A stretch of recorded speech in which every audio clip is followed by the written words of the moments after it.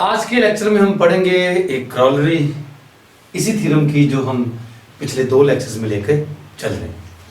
क्रॉलरी बड़ी सिंपल सी है और क्रॉलरी का प्रूफ भी नहीं करेंगे। अब प्रूफ क्यों नहीं करेंगे? क्योंकि इसी के अंदर ही है इस क्रॉलरी का प्रूफ, जो कि आपको मैं अभी थ्योरम की स्टेटमेंट पढ़ के समझा सकता हूँ। तो क्रॉलरी क्या है कि अगर डी जो कि ए और एम का जीसीडी है वो 1 हो जाए, then the linear congruous ax is congruent to b modulo m has unique solution for any value of b. b definitely कोई इंटीजर होगा, a और m भी इंटीजर्स ही हैं, m पॉजिटिव इंटीजर है जो कि 1 से बड़ा है। तो लीजिए सर, यहाँ पर हमने ये देखा था कि a और m का जीसीडी जो d होता है वो अगर b को डिवाइड करेगा तो सोल्यूशन निकलना है। पहली बात, यहाँ पर जो a और m का जीसीडी जिसे d का नाम दिया वो 1 है और b की जगह कोई भी नंबर आ जाए, इंटीजर आ जाए, मतलब 1 ने तो हर हाल में हर इंटीजर को डिवाइड तो करना ही है। तो इसका मतलब ये है कि अगर जीसीडी ए और एम का 1 आ जाए तो फिर हर हाल में इस कॉन्ग्रुएंस इक्वेशन का सॉल्यूशन एग्जिस्ट करना ही है। पहली बात। दूसरी बात, अब यूनिक सॉल्यूशन क्यों है बोला सर? इसलिए कि आपको जो इनकॉन्ग्रुएंट सॉल्यूशंस मिले थे वो कितने थे? एक पर्टिकुलर सॉल्यूशन आपने इसका निकाला, उस पर्टिकुलर सॉल्यूशन की मदद से आपने यहां से निकालने थे इनकॉन्ग्रुएंट सॉल्यूशंस। ठीक है जी। टी की वैल्यू पुट करनी थी 0 से लेकर d-1 तक। सर d यहां पर जीसीडी 1 है तो 1 - 1 0, तो इसका मतलब ये है कि इस केस में t की आपके पास एक ही चॉइस होगी, दैट इज 0, क्योंकि जीसीडी 1 है। 1 - 1 0 होता है, 0 से शुरू करना है, 0 तक ही जाना है, तो एक ही सॉल्यूशन निकलेगा आपका t की जगह 0 पुट करके, वो वही खुद होगा जो कि आपने किसी भी तरीके से पर्टिकुलर सॉल्यूशन निकाल लिया होगा। ठीक हो गया सर? तो एक से ज्यादा सॉल्यूशंस यूज के निकलने नहीं वाले, राइट जी। तो दूसरी बात ये कि इस केस में ax is congruent to b modulo m, इसको सॉल्व करके पर्टिकुलर सॉल्यूशन निकाल लो या इसको सॉल्व करके पर्टिकुलर सॉल्यूशन निकाल लो, दोनों में से जिसको मर्जी सॉल्व करके पर्टिकुलर सॉल्यूशन निकाल लो। एक्चुअली ये दोनों इक्वेशन ही सेम हो गई। क्यों? d1 a को 1 पे डिवाइड करके a रहना, b को 1 पे डिवाइड करके b रहना, m को 1 पे डिवाइड करके m ही रहना। तो असल में d से डिवाइड करने के बाद भी ये इक्वेशन वही रहनी। आपको जो सॉल्यूशंस मिलेंगे वो किसी भी b की वैल्यू के लिए यूनिक सॉल्यूशन मिलेंगे, क्योंकि आपने t की ये जो वैल्यूज पुट करनी है, जो t की चॉइसेस हैं वही एक चॉइस है आपके पास। तो काम आसान हो गया, आपके पास निकलना ही एक सॉल्यूशन है, जो कि आप 3 तरीके जो हमने सीखे उनमें से किसी भी एक तरीके से निकाल सकते हैं। तो इसकी एक एग्जांपल भी सॉल्व कर देते हैं। हमारे पास एग्जांपल है 21x is congruent to 23 modulo 29। 29 आपको पता है एक प्राइम नंबर है, तो प्राइम नंबर का तो आप किसी भी इंटीजर के साथ, इन पर्टिकुलर 21 के साथ जिसे निकालेंगे 1 ही निकल, है ना सर? निकला ना 1? बिल्कुल। और इसका मतलब ये कि इस केस में यूनिक सॉल्यूशन निकलता है, राइट जी। तो 21 जो कि प्राइम है,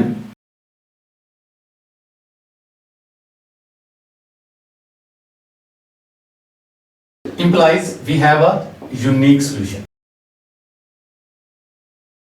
जी जनाब। अब वो सॉल्यूशन निकालना कैसे है, इस सब की हमें जरूरत नहीं है, वो एक ही सॉल्यूशन है, यूनिक है। और वो कैसे निकालना है, वो जो 3 तरीके थे पर्टिकुलर सॉल्यूशन निकालने वाले, उनमें से किसी एक को यूज करके हम जो सॉल्यूशन है वो निकाल सकते हैं। पर्टिकुलर सॉल्यूशन वही हमारा सॉल्यूशन है। तो कौन सा तरीका, जो 3 तरीके हमने सीखे उनमें से कौन सा यूज करें? तो दूसरा और तीसरा तरीका मैं सजेस्ट नहीं करूंगा। क्यों नहीं करूंगा? क्योंकि मैंने बताया था कि वो वहां पर बेटर रहेगा जहां पर आपका मॉडुलो स्मॉल है। मॉडुलो 29 लार्ज है। तीसरा तरीका हम भी यूज कर सकते हैं, दूसरा भी कर सकते हैं इवन, लेकिन थोड़ा मुश्किल हो जाएगा। आप चाहें तो ट्राई कर सकते हैं। बेहतर तरीका यहाँ पर कौन सा रहेगा? वही यूक्लिडियन एल्गोरिथम वाला। निकालिए 29 और 21 का जीसीडी, 29 और 21 का यूक्लिडियन एल्गोरिथम की मदद से 29 को डिवाइड करते हैं 21 पे, 1 से करेंगे मल्टीप्लाई, 8 आ जाएगा। अब 8 पे डिवाइड करते हैं 21 को जी, 16 2 से करेंगे मल्टीप्लाई, और आपके पास कितना बच जाएगा सर? 11 में से 6 माइनस किया तो 5 आ जाएगा जी जनाब। तो अब हम 8 को डिवाइड करेंगे किस पर सर? 5 पर, फिर 1 से करेंगे मल्टीप्लाई तो 5 आ जाएगा। फिर आप देखें 3 बच जाएगा। अब 5 को 3 पे डिवाइड करना है तो सर फिर 1 से करना पड़ेगा मल्टीप्लाई, 3, अब 2 आ जाएगा। अब 3 को 2 पे डिवाइड करेंगे, फिर 1 से करना पड़ेगा मल्टीप्लाई। ओहो, ये तो अजीब सा काम हो गया, लेंथी चला गया ज़्यादा। 1 बच गया, और 1 को फिर 2 पे डिवाइड करके 2 से मल्टीप्लाई करेंगे तो 0 बच जाएगा। तो यूं 1 हमारा जीसीडी आ जाएगा, राइट जी। तो आपने देखा कि 29 और 21 का जीसीडी 1 निकल आया, राइट जी। और याद कर लीजिए यूक्लिडियन एल्गोरिथम, उसी से करना हमने क्वेश्चन सॉल्व।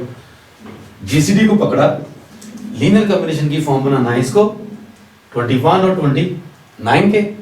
तो चलिए सर कैसे लिखेंगे इसको, 3 - 2 मल्टीप्लाई बाय 1, और जो रिमाइंडर्स हैं उनको हमने यूं ही लेके चलना है, ठीक है जी।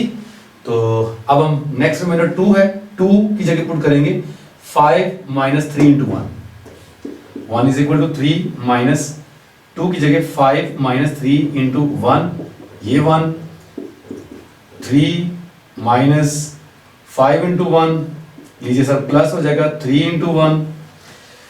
अब हमने नेक्स्ट रिमाइंडर क्या है 3 को पुट करना है 8 - 5 × 1, यहां पर देखें 3, इसको पहले सिंप्लीफाई कर लेते हैं, 3 ये 3 × 2 बन जाएगा सर, -5 × 1, 3 की जगह पुट करना है 8 - 5 × 1, ये 2 एज इट इज, 5 × 1, 8 × 2 बन गया सर, ये -5 एज इट इज रखना है क्योंकि नेक्स्ट रिमाइंडर 5 है, इसको नहीं छेड़ना हमने, यानी 2 को 5 से नहीं मल्टीप्लाई करना, 1 से मल्टीप्लाई करके 2 लिख देना है, -5 × 1।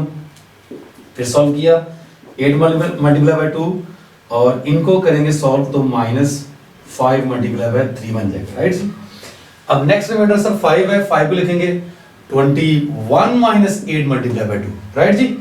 तो 5 को लिखेंगे 21 - 8 × 2 और ये 3 बाहर एज इट इज, इसको फर्दर देखेंगे 1 = 8 × 2 माइनस 21 × 3, ये प्लस हो जाएगा, 8 × 3 को 8 से नहीं 6 से करना मल्टीप्लाई।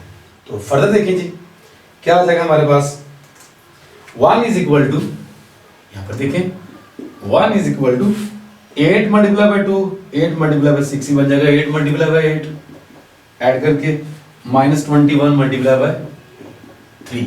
और अब नेक्स्ट रिमाइंडर हमारे पास 8 है, लीजिए सर 8 को लिखेंगे 21 - 21 × 1, 8 को लिखेंगे 29 - 21 × 1, तो बाहर 8 as it is, -21 × 3 as it is, तो ये बन जाएगा सर 29 × 8 -21 × 8, 21 × 3, 1 = इनको ऐड करेंगे तो 29 × 8 और ये -21 बल्कि प्लस कर लेंगे तो यहां पर आप नेगेटिव नंबर लिख देंगे, 8 को 3 में जमा करके 11 आता है, -11 आ जाएगा, राइट जी।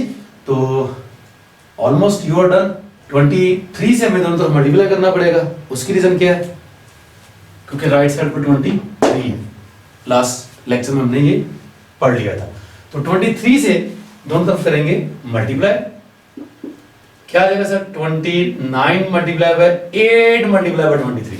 तो सर 8 को 23 से मल्टीप्लाई, अच्छा 29 से नहीं करना क्योंकि 29 हमें एज इट इज चाहिए, 8 से करना है। तो 8 को 23 से मल्टीप्लाई किया तो क्या आ जाए 184 प्लस ये 21 एज इट इज, और जब 11 को करेंगे 23 से मल्टीप्लाई तो क्या आ जाएगा सर 253, ये -253। चलिए जी, अब जाहिर है हम मॉडल 29 में काम कर रहे हैं, तो इसी एक्सप्रेशन को मॉडल 29 में लेके जाएंगे तो ये जो चीज है ये क्या हो जाएगी सर 0 हो जाएगी। तो आपके पास आ जाएगा 23 is congruent to -253 × 21 and it is in modulo 29। तो आपके पास जो एक और सिर्फ एक सॉल्यूशन निकलना है, वो क्या निकलना है sir, x nought is equal to is congruent to -253 modulo 29 is the unique solution.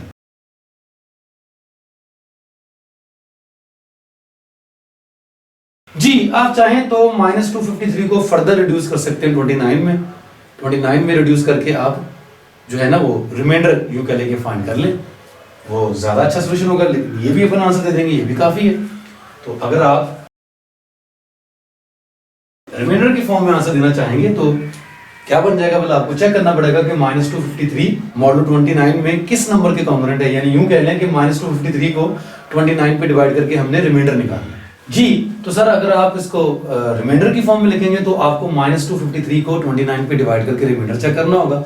-253 को 29 पे डिवाइड करके मैं दिखा नहीं रहा हूँ, आप चेक कर लीजिएगा, रिमाइंडर 8 निकलेगा। तो यहाँ पर आ जाएगा जी 8 मॉडुलो 29। तो ये आपका सॉल्यूशन है, आप इसे चेक भी कर सकते हैं।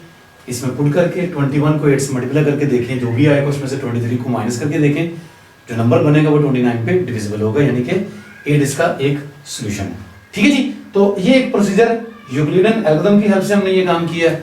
मैं फिर बताता चलूं कि ये काम आप कर सकते हैं 2 और तरीकों से, वो भी तरीके मैंने सिखाए हुए हैं आपको। थोड़ा सा डर था इस बात का कि मुश्किल हो जाएगा, लेंथी हो जाएगा, बार बार आपको इंस्पेक्शन करके चेक करना पड़ेगा जो है। तो माइट पॉसिबल कि अगर आप दूसरे या तीसरे तरीके में से, दोनों में से किसी एक तरीके से आसानी से सोल्यूशन निकाल सकते हो, आप ट्राई कर लीजिएगा। मेरा काम था आपको तीनों तरीके सिखाना, वो मैंने सिखा दिया। चाइनीज रिमाइंडर थ्योरम, ये चाइनीज रिमाइंडर थ्योरम क्या है, कैसे बना, अगले लेक्चर में हम इसको देखेंगे। अभी हम क्या करने जा रहे हैं, the purpose of the Chinese remainder theorem. Chinese remainder theorem हमने बनाया क्यों, बना क्यों, किस लिए बनाया गया, ये जानने के लिए एक एग्जांपल देखते हैं। x is congruent to 1 modulo 3, x is congruent to 2 modulo 5, x is congruent to 3 modulo 7। हम इस एग्जांपल को with the help of Chinese remainder theorem भी करेंगे, सॉल्व करेंगे, ये कैसे इसका सॉल्यूशन निकालना है। लेकिन जानते हैं पहले कि है क्या सॉल्यूशन। तो असल में निकले हमें x1 के कॉन्ग्रुएंट है मॉडुलो 3, और बहुत सारे सॉल्यूशंस आपको मिल जाते हैं। जैसे कि एक तो x की वैल्यू 4 ही मिलेगी, 4 1 के कॉन्ग्रुएंट है मॉडुलो 3, ठीक है, 4 इसका सॉल्यूशन है ना। इसका सॉल्यूशन को निकाल लें, 7 है इसका solution, 7 is congruent to 2 modulo 5, 7 में से 2 को माइनस करेंगे मॉडुलो 5 पे डिवाइड होगा। यहां पर इसका सॉल्यूशन निकाल लें कोई लाइक 10, 10 में से 7 को निकाल, 10 में से 3 को निकाला, 7 पे डिवाइड होता है। यानी आप नोट करेंगे इसका सॉल्यूशन क्या बोला, 4, इसका 7 और इसका 10।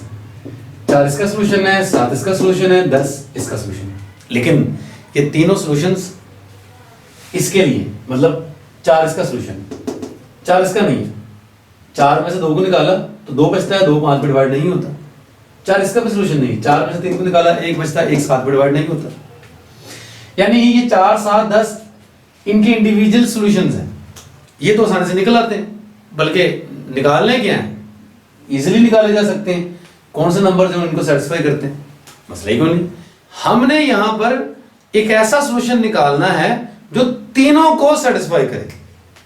यानी हमने सॉल्यूशन निकालना है कौन सा वाला, साइमल्टेनियस, एक ही ऐसा सॉल्यूशन जो इसको भी सेटिस्फाई करे, इसको भी करे, इसको भी करे। जैसा कि 4 इसको तो करता है लेकिन इनको नहीं करता। 10 की बात करें, 10 इसको तो सेटिस्फाई करता है लेकिन 10 इसको नहीं करता। लेकिन 10 में से 2 को निकाला 8 5 पे डिवाइड नहीं होता। ऐसे 10 में से 1 को निकाला 9, इत्तेफाक से 9 3 पे डिवाइड होता है। यानी 10 इसका तो सॉल्यूशन है, इसका भी है लेकिन इसका नहीं है। मैंने एक ऐसा सॉल्यूशन निकालना है जो तीनों को सेटिस्फाई करे, यानी तीनों का साइमल्टेनियसली जो है ना, साइमल्टेनियस सॉल्यूशन निकालना मैंने। Is that clear? तो वो कौन सा है, मतलब अगर हम डायरेक्ट करें, जुबानी करें तो बहुत मुश्किल काम है। मसलन देखें कि मैंने 10 को देख लिया, इनको जो है ना वो सेटिस्फाई नहीं कर रहा है। कोई अगला सॉल्यूशन ट्राई करते हैं। लाइक इसका एक सॉल्यूशन हमें मिल गया 4, राइट जी, 4, लेकिन इनमें से दोनों में से किसी एक को सेटिस्फाई नहीं कर रहा। तो कोई और सॉल्यूशन, 7 भी इसका सॉल्यूशन है, आप चेक कर सकते हैं। कैसे? 7 में से 1 को निकाला, कितना आएगा 6, 6 3 पे डिवाइड होता है, यानी इसका सॉल्यूशन 7 भी है। ठीक है, 7 इसका भी सॉल्यूशन है। 7 में से 2 को निकाला 5 5 पे डिवाइड होता है। 7 इसका सॉल्यूशन नहीं है। फिर 7 में से 3 को निकाला, क्या आएगा जी 4, 4 7 पे डिवाइड नहीं होता, यानी 7 इसका सॉल्यूशन नहीं। Let's try with some other solution. 7 के बाद जी इसका सॉल्यूशन 10 है जी, ठीक है, 10 इसका सॉल्यूशन है। 10 में से 1 को निकाला 9, 9 3 पे डिवाइड होता है। 10 इसका सॉल्यूशन है। 10 में से 2 को निकाला, कितना आया 8, 8 5 पे डिवाइड नहीं होता, 10 इसका सॉल्यूशन नहीं। जबकि 10 इसका सॉल्यूशन है, पहले भी चेक किया होगा। 10 इसका है, इसका भी है लेकिन इसका नहीं। चलो किसी और सॉल्यूशन से ट्राई करते हैं। 10 में 3 जमा किया 13, 13 में इसका सोल्यूशन है। 13 माइनस 1 12, 12 3 पे डिवाइड होता है, इसका सोल्यूशन है। इसको चेक करें, 13 में से 2 को निकाला 11, 11 5 पे डिवाइड नहीं होता, 13 इसका सोल्यूशन नहीं है। अब चाहे 13 इसका सोल्यूशन है या नहीं है, तीनों का नहीं जी। चलते चलते आप देख सकते हैं 49 को देखते हैं। 49 जो है वो इसको सेटिस्फाई कर रहा है। 41 में से 1 को माइनस किया 48, और 48 जो है वो 3 में डिवाइड होता है, ठीक है जी। जबकि 49 में से 2 को माइनस करेंगे तो 47 आता है और वो 5 में डिवाइड नहीं होता, यानी 49 इसको तो सेटिस्फाई करता है लेकिन इसको नहीं करता, ठीक है जी। और अगर हम इसमें 3 ऐड करके 52 को देखें तो अब आकर 52 हमें एक ऐसा इंटीजर मिलता है जो कि तीनों को सेटिस्फाई करेगा। चेक कर सकते हैं, यहाँ 52 में से 1 को माइनस किया तो 51, 51 को 3 पे डिवाइड करके 17 आता है, यानी डिवाइड होता है। 52 में से 2 को माइनस किया तो सर 50, 55 पे डिवाइड होता है, 10 बचता है। और फिर 52 में से 3 को माइनस किया तो 49 बचता है, और 49 जो है वो 7 पे डिवाइड होता है, राइट जी, 7 ही बचता है। तो आपने देखा कि 52 जो है ये इन तीनों को सेटिस्फाई करता है, यानी 52 इनका कॉमन सॉल्यूशन। अब 52 के बाद और भी आपको कॉमन सॉल्यूशन मिलेंगे, ठीक है जी, लेकिन 52 वो सबसे छोटा पॉजिटिव इंटीजर है जो इन तीनों को सेटिस्फाई करता है, यानी तीनों का कॉमन सॉल्यूशन। अब ये बात मैंने साबित तो नहीं की, हर एक इंटीजर को लेके मैंने चेक तो नहीं किया कि इससे छोटा कोई और इंटीजर नहीं, मैंने तो जानने के लिए किया, लेकिन चाइनीज रिमाइंडर थ्योरम हमें बताता है, ये 52 हमें डायरेक्ट निकाल के देता है बगैर इंस्पेक्शन के कि वो सबसे छोटा जो पॉजिटिव इंटीजर है वो कौन सा है जो कि इन तीनों का कॉमन सॉल्यूशन है। तो ये था जी पर्पस चाइनीज रिमाइंडर थ्योरम का। नेक्स्ट लेक्चर में हम चाइनीज रिमाइंडर थ्योरम का प्रूफ भी करेंगे और फिर उसके बाद उसको यूज करके हम कुछ एग्जांपल्स को भी सॉल्व करेंगे, बल्कि इसी एग्जांपल को सॉल्व करेंगे सबसे पहले और देखेंगे चाइनीज रिमाइंडर थ्योरम के जरिए इसका आंसर 52 ही मिलता है।